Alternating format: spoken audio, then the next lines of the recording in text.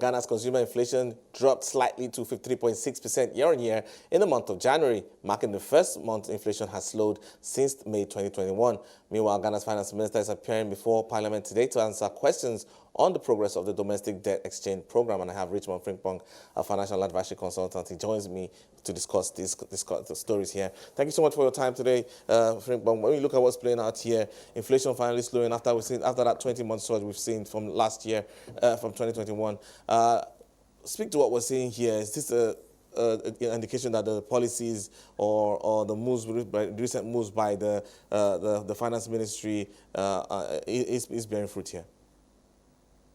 Well, I think it's too early to call. I mean, this inflation has very little to do with the supply side.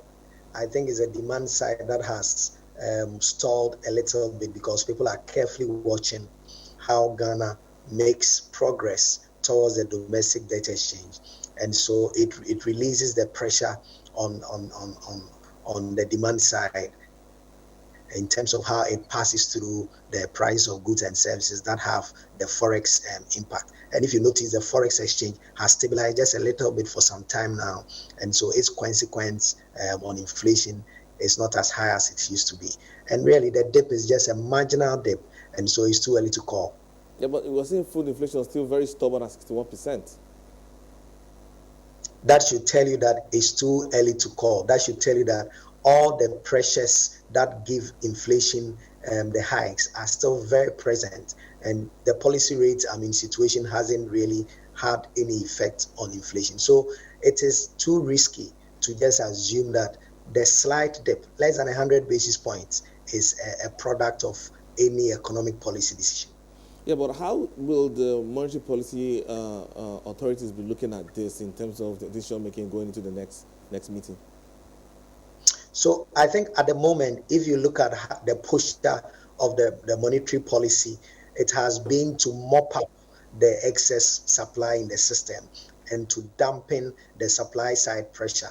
I think that has been fairly managed well. I must say that it has consequences. I mean, the consequences are that it increases the cost of borrowing, and that affects largely the macroeconomics to a certain extent. The real thing that we need to put a function on is the fiscal side, which the government is making some attempt to correct. So the Monetary Policy Committee going forward into their next meeting, best they can do will be to stay the previous policy rate.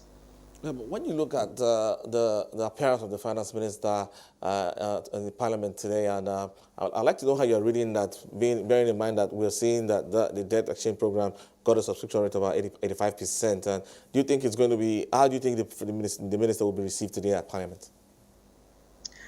I think that the minister, the time for appearing in parliament, if it was the first time, they called him first to appear on Tuesday, and he was unable to show up.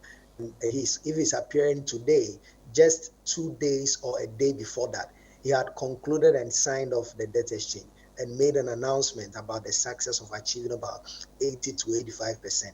And so the situation and the scenarios are not the same. If it was before that announcement, then it would have affected the success in terms of closure. But because he has signed off, he's literally just going to explain to the legislators how it's going to be impacting us going forward. And then possibly he will get the opportunity to now announce the plans and the tactics towards the external debt and how the debt restructuring on that side is going to look like, particularly looking at the conversation of the G20 common framework and how the creditor committee now is getting some steam in terms of debt forgiveness.